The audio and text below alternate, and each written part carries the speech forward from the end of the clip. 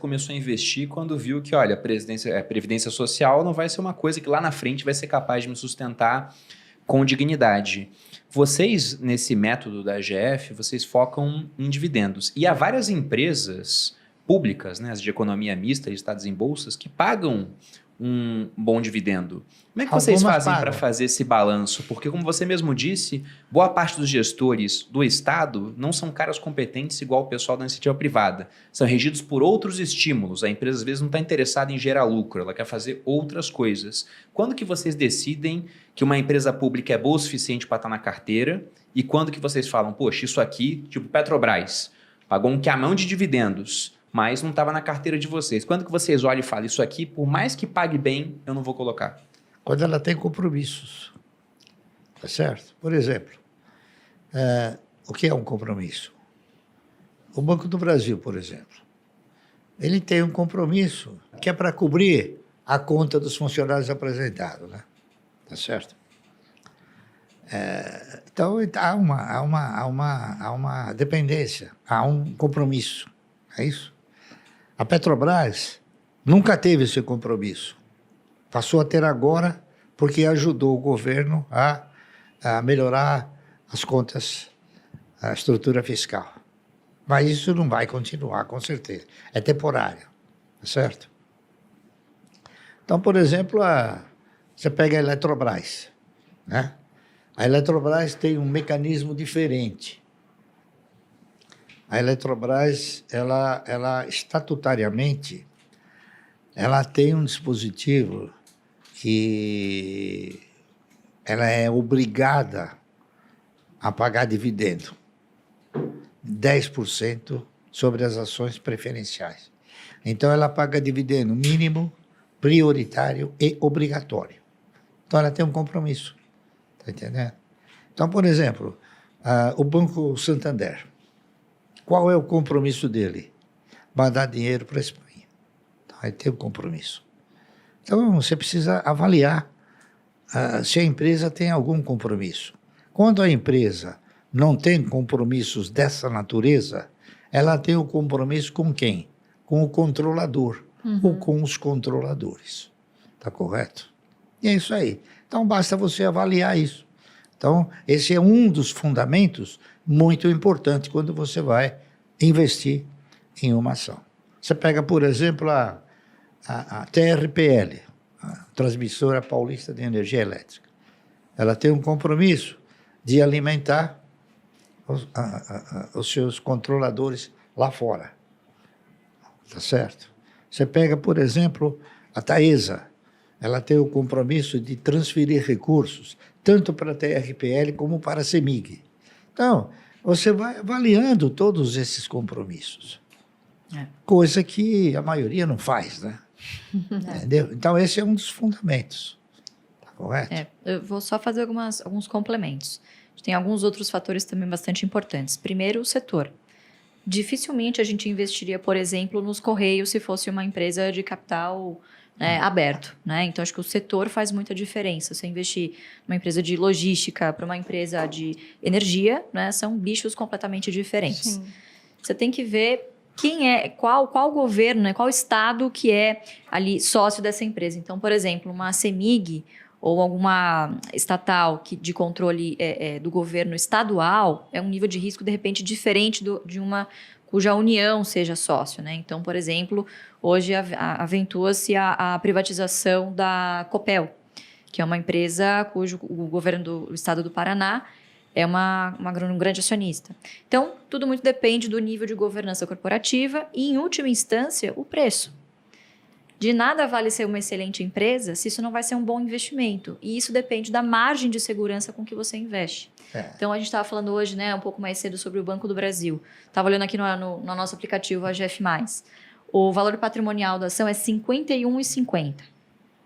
Bom, isso depende, porque eu vi com o Felipe, porque tem duas formas de avaliar. Baseado no último resultado, vamos chutar R$ 51, R$ 52. Quer dizer, o papel está cotado a 34 hoje. muito abaixo do seu valor patrimonial, né? Entre outras métricas que a gente analisa, dividend yield, PL, enfim. Então, é uma excelente empresa, falando operacionalmente, tem ali alguma robustez de governança em relação a outras empresas, né? Então, não sofre tanto quanto uma Petrobras, por exemplo. E o fator preço acaba sendo extremamente importante, né? Porque é o que vai determinar, claro, é o que vai determinar o seu retorno total ao acionista, que é a somatória de quanto você recebe e reinveste em dividendos, mais a consequência natural de ter um bom portfólio com boas empresas, que é a valorização dos seus ativos, né? Então, acho que o preço também é um fator fundamental aí. Então, Banco do Brasil, por exemplo, passaria no crivo de vocês, apesar de um risco maior em comparação ao último governo de uma interferência na empresa, mas Petrobras não. Sem dúvida. Não, no Banco do Brasil é muito difícil interferência, porque o estatuto do banco, ele blinda muitos procedimentos inadequados. Mas você não acha que isso pode mudar? Porque até a lei das estatais, eu ouvi alguns gestores falando, né? A Petrobras tem uma certa blindagem, a lei das estatais. O que aconteceu foi... Mas aí você tem a Previ, que cerceia isso. Eu vou te dar um exemplo prático. A CEMIG, enquanto administrada por bons gestores, era um papel excelente. Caiu na mão do PT, não pagava nem salário. Está entendendo? Voltou para a mão de um bom gestor, voltou a ser um bom papel. Então, a empresa é boa, é a questão da gestão. Tá certo? Então, o que você antevê agora? Você veja bem, havia um período de carência de 36 meses para o cidadão que é político, não é isso? Ou que esteve envolvido na política de alguma maneira. Ele tinha que ficar 36 meses a vacância dele para ele ocupar um cargo público. O primeiro movimento que esse governo fez foi o seguinte: não precisa mais 36 meses, basta um mês. Então ele abriu a porteira para os políticos ocuparem cargos públicos. O que você te leva a interpretar o quê? Político é sinônimo de incompetência. Então, começa a deixar de lado aquilo que possa ser alvo dessa interferência. Então, por exemplo, na época do PT, eu e muita gente também passou a observar esta realidade. Quem era o controlador da Petrobras? Tesouro Nacional. Mas quem era o dono? Era o PT, entendeu?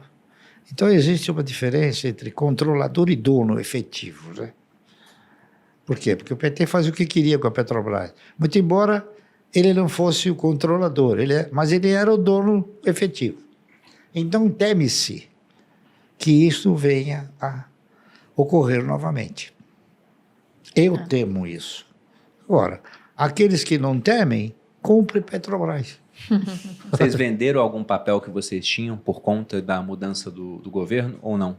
Ou estão de olho em alguma coisa assim? Você veja bem, enquanto PT, a Petrobras chegou a R$4.